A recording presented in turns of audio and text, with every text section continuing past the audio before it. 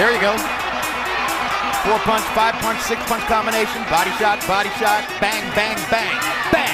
Telling him not to counterpunch. Boom! Will Rackman get up? Reloading! Iron. You're going through all the instructions. This is for the championship of the world. I expect a tough, clean fight. Protect yourself at all times.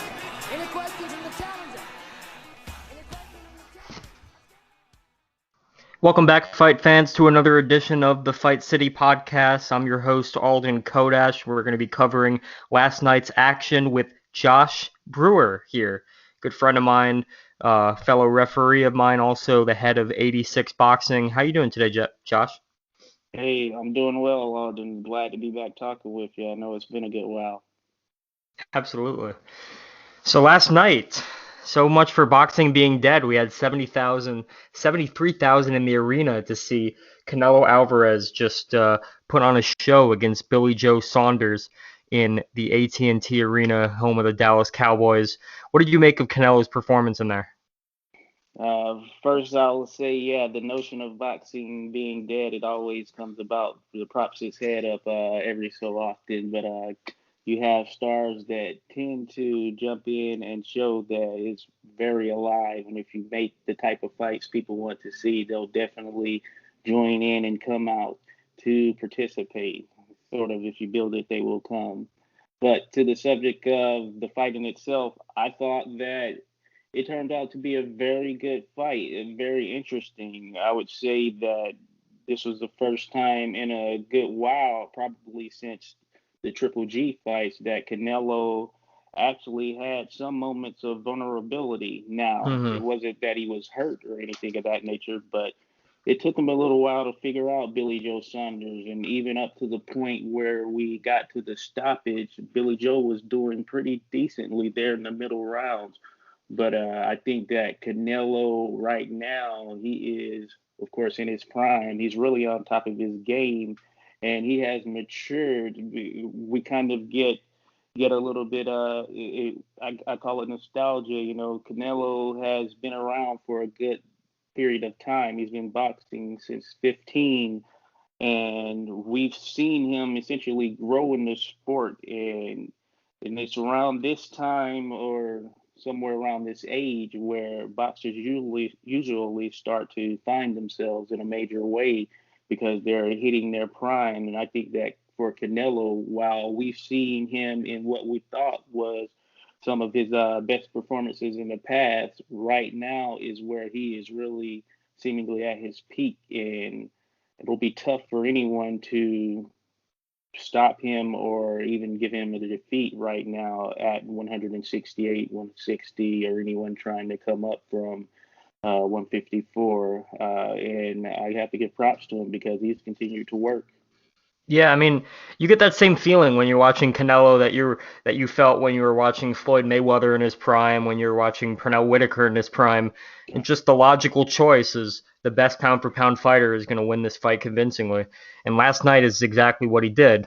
He did struggle in spots in the middle rounds, and I give Billy Joe Saunders a lot of credit for coming out in the middle rounds after I think he lost decisively some of the early rounds and kind of put on a boxing lesson. He was his movement and his left hand and his jab were keeping Canelo guessing, keeping him from getting set, and he touched up his face a little bit too. He really hadn't seen Canelo forced to make adjustments like that since the second fight with Triple G. Which is a really good thing, because since the second fight with Triple G, we've really seen Canelo get to that next level, that peaking status, and it's really hard to see someone getting in his way. Caleb Plant is seemingly the next sacrificial lamb on the way to Canelo being the unified, undisputed super middleweight champion of the world. Seems kind of like a foregone conclusion at this point. Do you think Caleb Plant offers something that Billy Joe Saunders or Callum Smith didn't offer Canelo, and could be a unique challenge to him? You know, a lot of people seem to think that Plant will give Canelo trouble. I do think that it may be tricky the first couple of rounds in a similar capacity to the Billy Joe fight, when Billy Joe found some success. But that being said, and I like Caleb Plant, Caleb Plant, his best win is Jose Uzcategui, yeah. Uzcategui, Uzcategui. So, and in that fight, while he put on a very good performance, he got busted up a little bit, or at least his face was swollen, and that's from Uzcategui being able to touch him a little bit. And I think that Canelo, with his precision and all of that, he would actually do him far worse. So I think that fight will be entertaining. It may sell. It'll be entertaining early on, I would say. It may sell pretty well depending on where it's held, which I'd imagine likely is going to be Las Vegas, just given the dynamics. But I don't see Caleb faring all that much better than Billy Joe Saunders. I really think that Billy Joe Saunders has probably been the one that has given Canelo the most trouble in recent years, and they do make a comparison between the styles of Billy Joe Saunders and Caleb Plant. I think that Caleb Plant is a little bit more patient.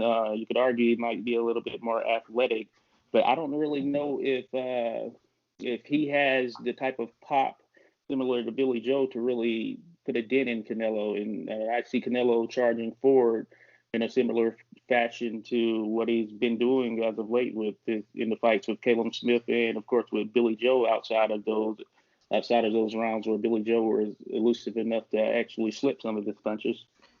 Yeah, I mean, I think a lot was made last night of the one shot that it seemed clear to break Billy Joe Saunders' orbital, that right uppercut counter. It really looked like it would be more appropriate to summarize that fight with a collage of different uppercuts, body shots, because Canelo just broke Billy Joe's body and soul in there. I think in spots he just inflicted so much damage, and it's so hard to stop the Canelo train from coming forward. The guy is just that strong. And honestly, I thought Billy Joe Saunders looked a lot bigger than Canelo physically, probably a lot bigger than Caleb Plant's going to be physically to Canelo. It begs the question of who's going to be able to stop the Canelo train. Maybe if their name is not David Benavidez.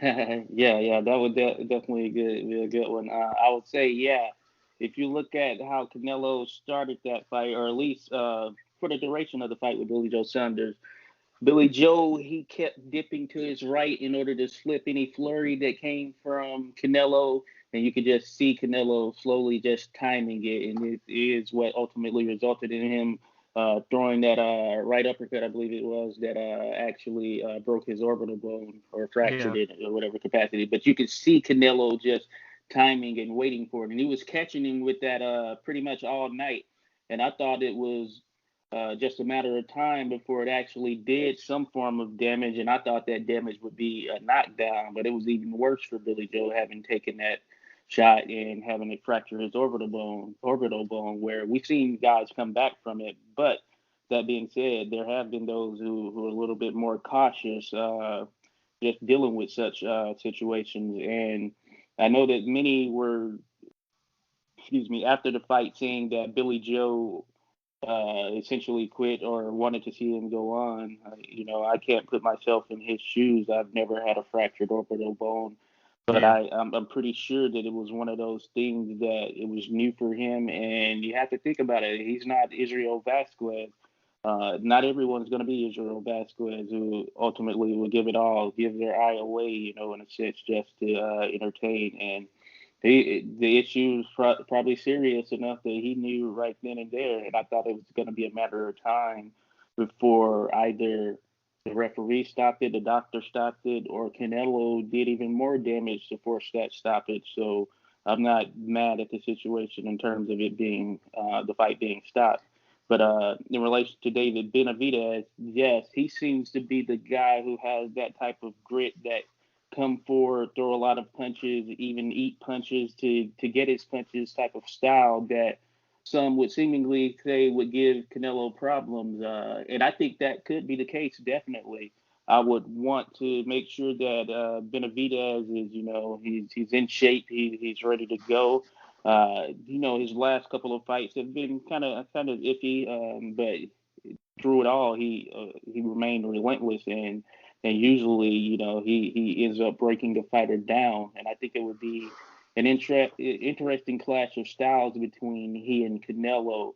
And Benavidez is probably big and closer in size to, say, like Caleb Smith, who Canelo fought in his fight prior to this. And I think that Benavidez would be a more active and a stronger version of Caleb Smith. And he doesn't seem like the type that would fold necessarily Yeah. under the pressure of Canelo coming forward. So I think that Benavidez fight would definitely be one that sells well. And if they had it in, say, the stadium again in Dallas, then I think you'd probably see even more fighters come out, or more fans rather come out, because of the fact that they know that there's going to be an excitement factor we haven't seen in Canelo fights as far as the potential for back and forth in a while. Yeah, it's going to be interesting because Canelo is just coming off of his 2-fight deal with DAZN with Eddie Hearn. He might renew another deal with Eddie Hearn. The fight with Caleb Plant might be on DAZN, but it depends on how much Al Heyman and PBC want to bid and try to get this fight on maybe a Fox pay-per-view. That fight with Caleb Plant as well as David Benavidez. And it's really the glamour of Canelo being a free agent right now is that the world is his oyster, and it doesn't seem like there's very many obstacles to making these fights just because of Canelo's name in and of himself. He is not associated with any promotional company, doesn't have to be, and obviously the only obstacle to a Benavidez fight is just the unification. So I'm of the mind, let's get Caleb Plant out of the way. I don't think Caleb Plant's the toughest fight for him at 168. I think personally Billy Joe Saunders might have been a tougher fight, and I think David Benavidez might be his toughest fight. But I don't think things really get really challenging for me to in terms of picking a winner of Canelo's fights until he fights a guy like a Turbiev if he ever fights him at 175 pounds. Yeah. 175. I know that's been a question that has been asked for Canelo. He's focused right now on 168, but I'm in agreement with you. It's probably going to be 175 where he finds his toughest challenge. I think Artur Beterbiev or Beterbiev, depending on how you pronounce it. He is probably one of the most brutal punchers seemingly in the sport right now, and that would be a challenge or a fight in which Canelo could potentially be the underdog coming into it. And I know that won't have been the case for a long period of time, maybe since he actually fought Floyd Mayweather. But I think that Beterbiev, he's one of those fighters that you just look at his demeanor, his training style, the way he actually goes about his business in the ring. It's all work, no play. And he is someone that if Canelo wants to take it to that next level to truly be considered the greatest fighter to come out of Mexico, I think getting a win like that would all but cement his legacy in a fashion where you will hear more and more people making that claim and clamoring for such status. Now, I think that also Dimitri Bivol would be a good fight for him at 175 as well. Or at 168. I mean, Dimitri Bivol has indicated he could move down to 168, and based off his last fight, I think he might even be better off there. Oh, yeah, definitely, yeah. And so I think that would be a good fight for him, not in the same sense as the Beterbiev fight, because they're contrasting styles to a certain degree. Bivol, while he started out as what some would consider a power puncher, he's really more of a boxer puncher.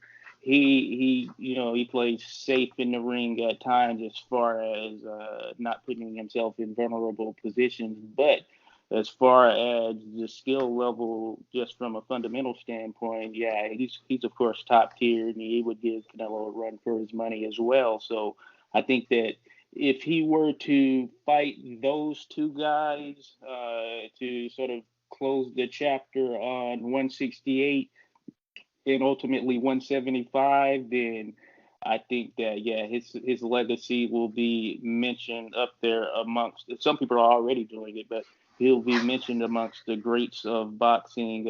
Just thinking about it from an all-time perspective. And I hope that it's something that actually takes place, but it's just a matter of when at this point. And I think that the longer time goes on, of course, as far as what Canelo's doing now, the better for him in relation to Beterbiev, because he is already like 36 now, I believe. Yeah. So it's just a matter of is time on Beterbiev's side. History has shown us that it may not necessarily be. So it's a matter of when that fight happens. I think that plays into it as well. Yeah, Beterbiev doesn't have a lot of mileage on the odometer. He fights very conservatively, and he doesn't fight very often either. But like Canelo showed last night, he's the kind of guy that he just has evil intentions in his punches. He just doesn't. There's no reason for him to take a backward step. He's just too strong. It's going to be a real challenge if Canelo ever gets in the ring with him.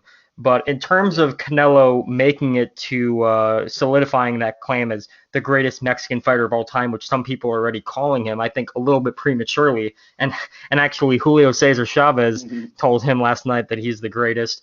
That might create a little stir in and of itself. It seems like Beterbiev and Bivol are really really some of the few fights he can take besides Benavidez that could carve out that path to that designation as greatest Mexican fighter of all time, as well as Jermall Charlo, in my opinion, if Charlo comes up to 168. Yeah, yeah. Charlo, that's a name that's been thrown out there. And, to be honest with you, I wanted to see Jamal Charlo take on David Benavidez, once they had a little rift and back and forth a month or so ago. But of course, nothing seems to have materialized from that. But yes, Charlo is another name that is thrown out there. And, it's a funny thing, and I don't agree with it. There are those who are online and all of that stuff, and of course, it can be taken with a grain of salt. That feel that Canelo doesn't want to get in there or is scared in a sense, and I don't agree with this notion that to get in there with a Charlo or Demetrius Andre or anything of that nature. But I think Canelo, hey, he's the guy right now. He's the cash cow, of course, that term that had been coined a little while back. And right now, he pretty much can pick and choose who he wants to fight. And Canelo, from my eyes, has never been one to essentially duck a challenge. Anyone we've wanted to see him get in the ring with thus far, he's gotten into the ring with them. So I don't think he's running from or ducking Charlo or an Andre or any fighter that people feel may be slick enough to give him any form of trouble. And Billy Joe Saunders, and he's a slick fighter, and he's elusive enough that he's given a lot of guys trouble in the past, and guys who were deemed to be sort of these great athletes and things of that nature. And Canelo, you saw what he did to him. So I think that it's just a matter of who's going to be out there for Canelo, who's going to come up or be propped up. I know that one name and sort of it's kind of died down now is Jaime Munguia. Let's see how he does as he continues to move up and mature. Yeah, he's going to be fighting. He's going to be fighting Maciej Sulinski pretty soon. Jaime Munguia. One thing about Canelo though is that he's the kind of fighter that likes to chase belts, and there's nothing wrong with that in this day and age. But once he unifies 168 pounds, it's going to be interesting seeing him in a position where he has no one else to face for a belt if he doesn't move up to 175 besides guys like Jermall Charlo, who could move up to 168, or Jaime Munguia, like you mentioned, moving up to 168. David Benavidez as well, who doesn't have a title. I mean, these are the fights that fans want to see the most, yet they're the fights that Canelo is going to take after he gets all the belts that he wants. Yeah, and I think that will be the case because make no question about it, if Caleb Plant gets in the ring with him, and I think that Caleb is going to be pushed into a corner, and people will definitely look at him differently if he doesn't take this fight with Canelo. But I think he's ultimately going to get that belt at or unify and become undisputed at 168. And then that leaves him, sort of in the middle. I don't know if he intends to ever go back down to 160. So it's really going to be 168 or 175. And that path, it'll be probably become a little bit clearer if we start seeing some of these other guys even sort of jumping into the mix and taking each other around as well. But yes, definitely. I hope that we start to see some of those fights where he is taking on some of those guys who aren't necessarily belt holders, but would certainly prove to make for it an exciting and interesting fight. And once Canelo actually becomes undisputed, it'll be interesting to see if he intends to maintain all the belts with the mandatories and such. I know he's never been one to just necessarily fight a number of guys who weren't some of the bigger names.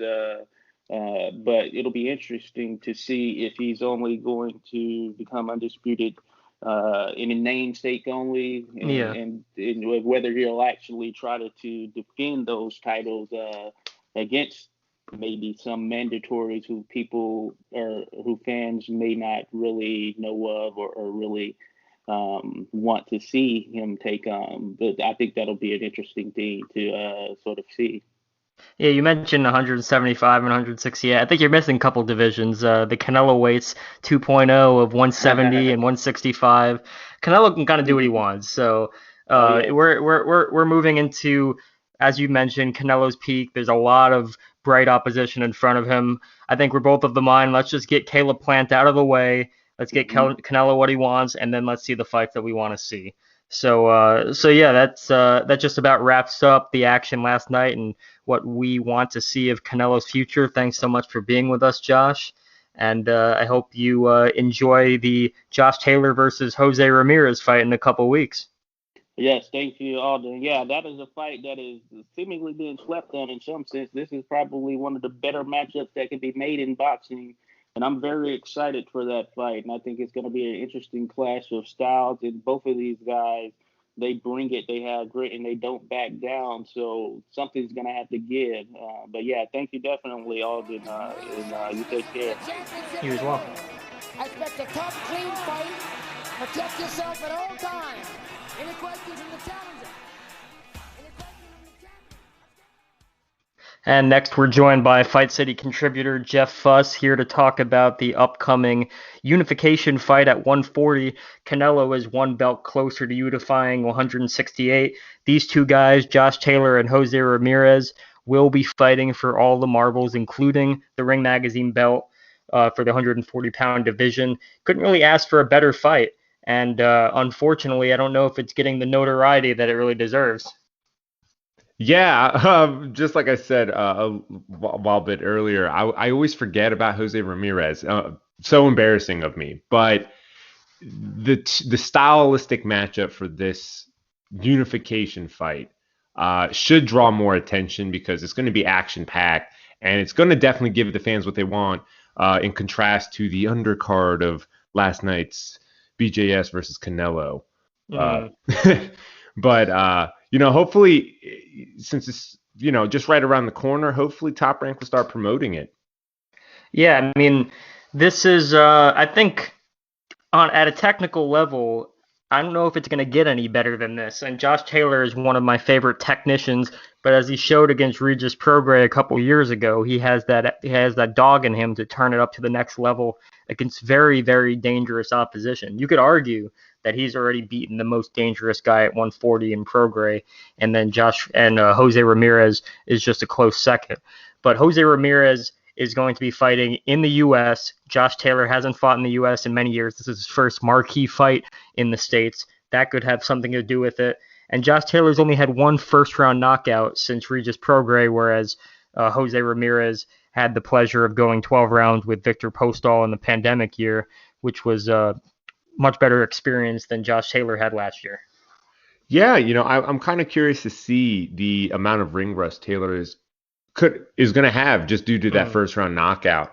And Ramirez, he's in the groove. He's been running 12 rounds. He had the last fight with the southpaw, what was with Jose Zepeda, and that went to a decision too. So he has the rounds under his belt, right? Like he is. There's just going to be less ring rust. Yeah. I mean, The one thing about Jose Ramirez that if you're a Taylor fan might give you some assurance is that he had so much difficulty against Jose Zepeda when they fought. Zepeda is probably more of a G-rated version of Josh Taylor than anything, but he is a slick southpaw. Josh Taylor does have that dimension in his game in addition to everything else.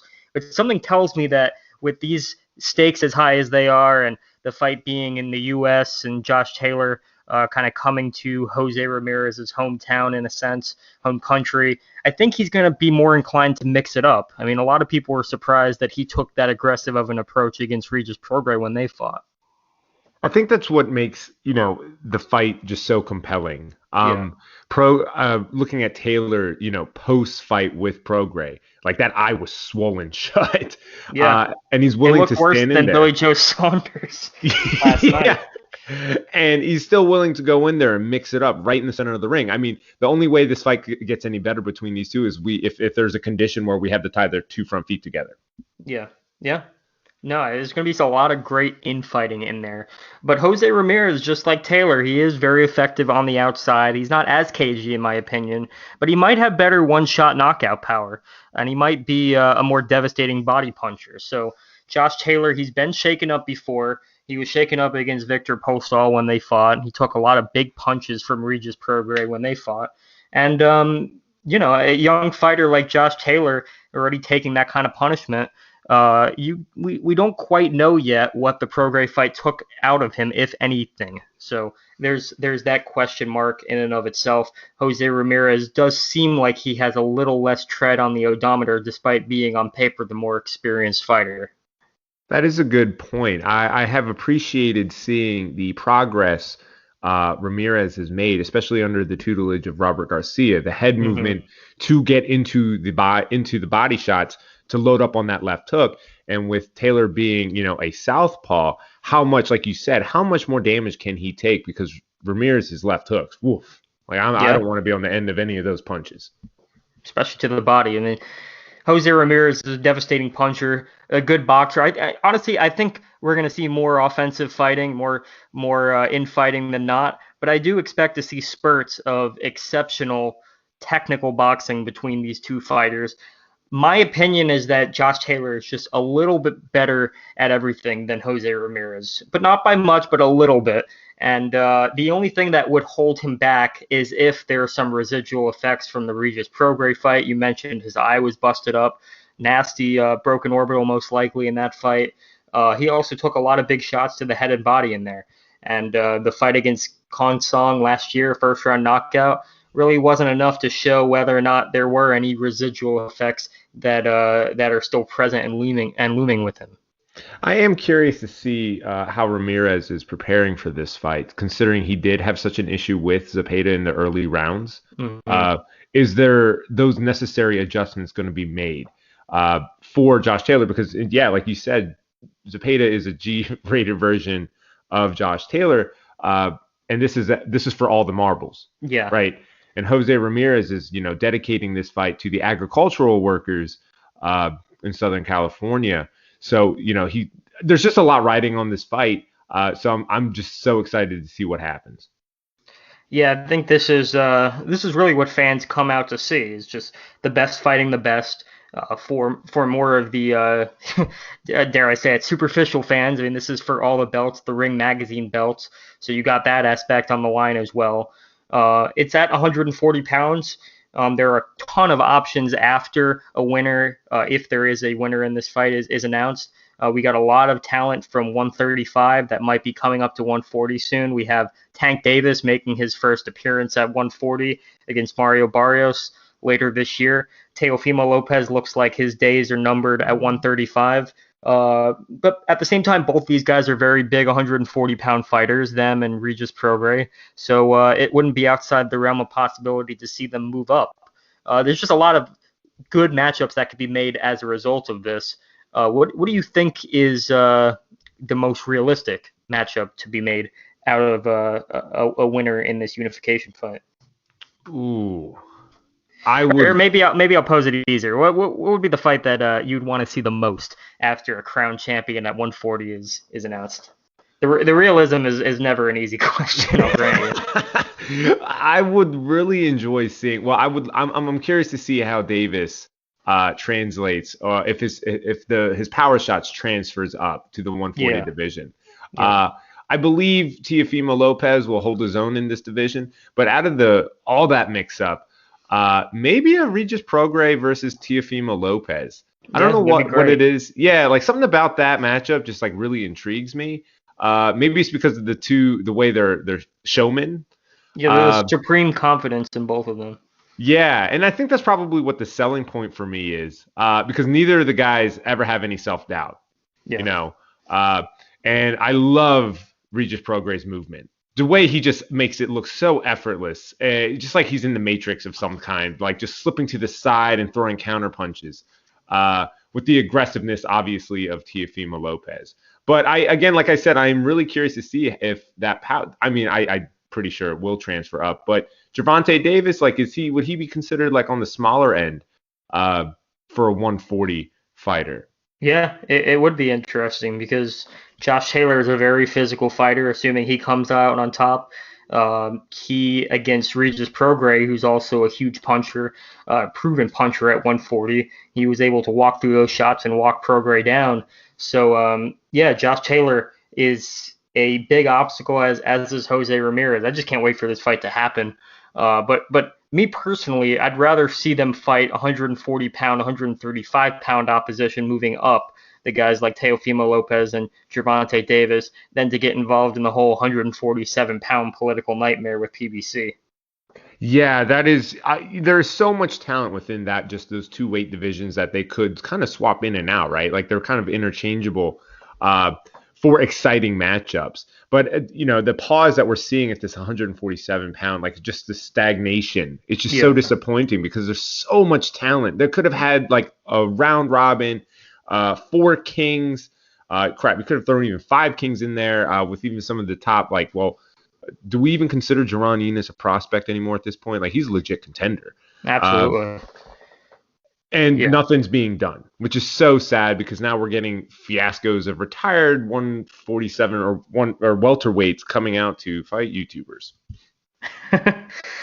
154 pound and 140 pound are on fire. We're likely going to have unified champions, undisputed Ring Magazine champions in both of those divisions. Of course, we've got Jermell Charlo and Brian Castano later this year in a fabulous fight. That'll just leave 147 pounds as guys who kind of have to spit or get off the pot. I can see quite a few of them, if they're serious about their legacy, moving up to 154 or waiting for fighters at 140 to move up. But you know, I'd rather just hone in on the divisions that are engaging in actively unifying titles against each other. But you know, once these titles get unified, it's going to be interesting to see if they're going to pull a career path of a Terrence Crawford, who after he unified 140 moved up immediately, or if they're just going to fight the fighters that fans want to see them fight. Because after a 140-pound champion is unified, you know, they have no more belts to chase in that division. Right then, they'll be focused on fighting guys like Tank Davis if he chooses to stay at 140. They'll be focused on guys like Jose Zepeda, some real good opposition that they can be fighting without chasing another belt.